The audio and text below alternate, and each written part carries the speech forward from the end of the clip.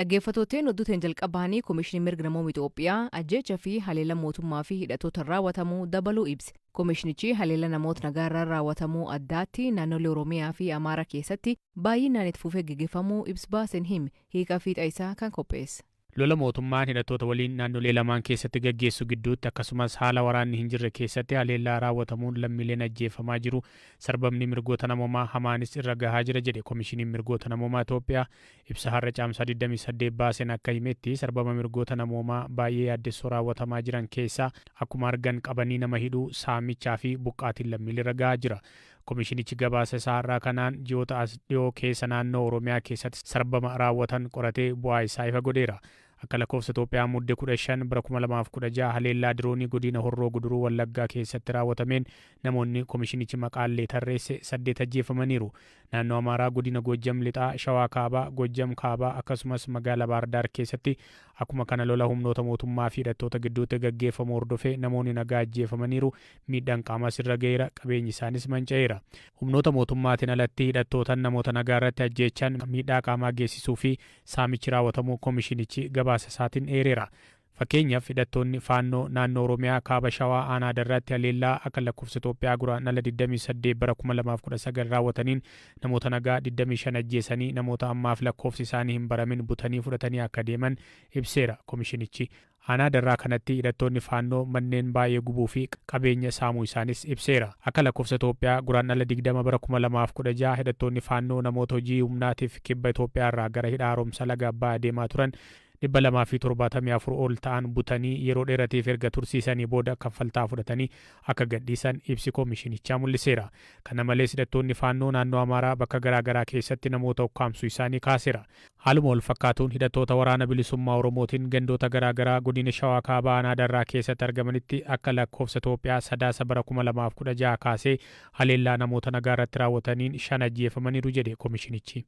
Jalqaba ji'a bitootessaa ammoo godina Shawaa Lixaa aanaa noonnoo magaalaa Silkambaa jedhamtu keessatti hidhattoonni waraana bilisummaa Oromoo dhukaasa bananiin jiraattonni aanichaa 2 ajjeefamaniiru. Akka lakkoofsa Itoophiyaa guraandhala 29 bara 2016 naannoo Oromiyaa godina Shawaa Bahaa magaalaa Wanjiitti hojjettoota warshaa sukkaaraa Wanjii 5 erga butanii booda miseensonni maatii maallaqa ittiin gadhiisan kanfalachuuf yaalaa turan yakkamtoota waliin tumsaa jirtu jedhamanii hidhamuu hordofee hidhattoonni namoota 5 butanii ajjeesanii reeffa isaanii gataniiru.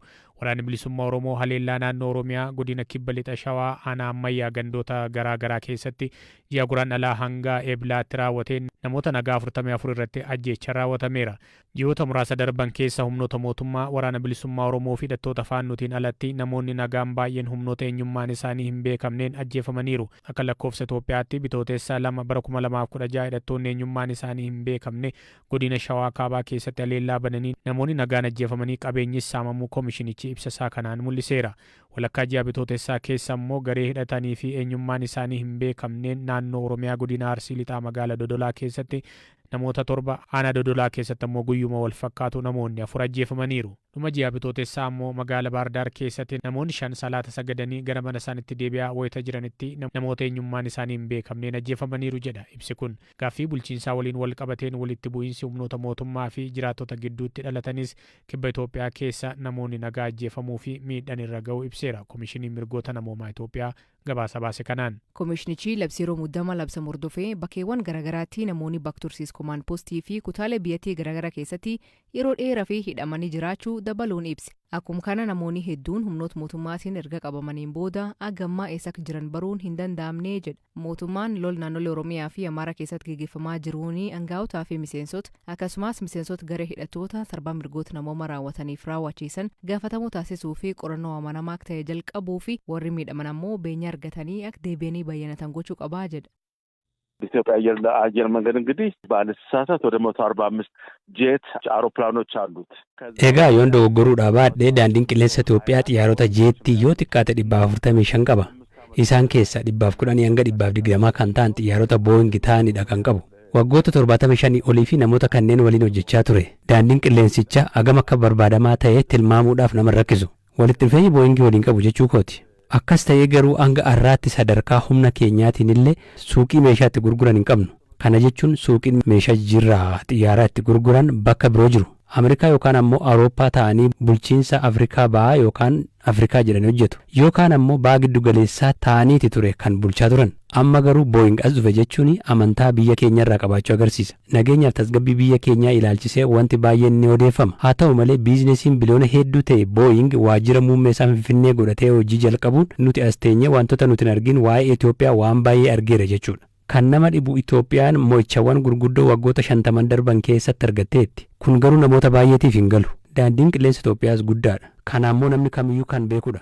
Boeing waajjira muummee isaa asitti banachuun kun ammoo aviyeeshinii biyya keenyaa deebi'ee maappiirra kan kaa'u natti fakkaata. Maaliif jennaan Finfinneen wiirtuu taanaan daandiiwwan qilleensaa Afrikaa qofa osoo hin taane daandiiwwan qilleensa biroos gorsaaf bittaaf akkasumas dhimmoota birootiif biyya fagoo deemuu fi gabaa biraa barbaaduurra as dhufanii dhimma bahuu danda'u jedhee yaada. Wanti guddaan ammoo daandiin qilleensa Itoophiyaa suphaa qaamolee xiyyaaraa fi motoraatiin beekamaadha. Wiirtuu suphaa guddaatu jira. Daandiin qilleensichaa suphaa xiyyaarota isaa ofumaan raawwata. Ofirra darbeeyyuu daandiiwwan xiyyaarotaa biyyoota biroofiyyuu tajaajila kennaa jira. Galii tajaajila xiyyaarota daandii qilleensaa Afrikaa fi ba'aa giddu galeessaa suphuun argatu kana booda dachaan argachuu danda'a jedhee yaada. Boeing erga Itoophiyaa amanee deeme nuti maaliif hin amannu jedhanii dhufu.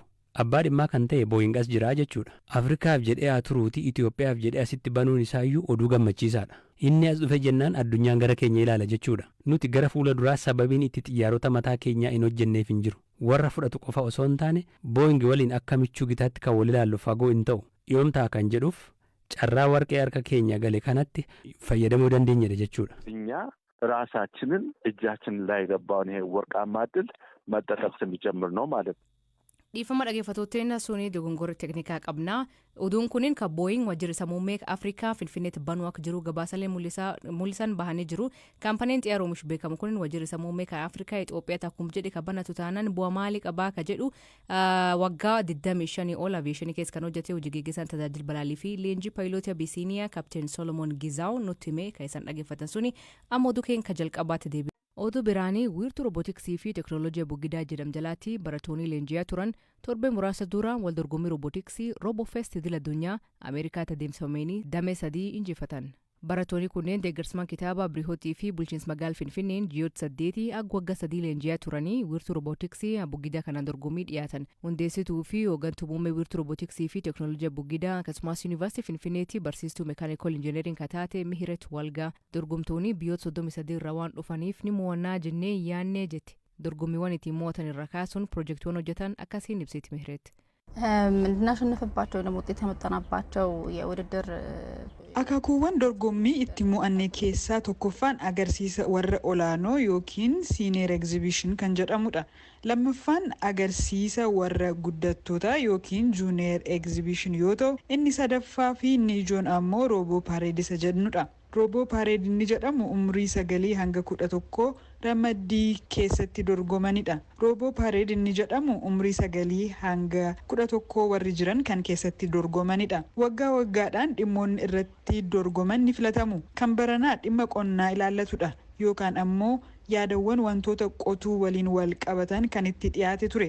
Kanaaf ammoo barattoonni roobootii sarara gurraacha hordofuu danda'an hojjechuun duuba isaarraan ammoo waan harkifamu itti hidhuun wanti duubaan harkifamu sun ammoo rakkoowwan qonna keessatti mudatan piroojeektii fala barbaadanidha.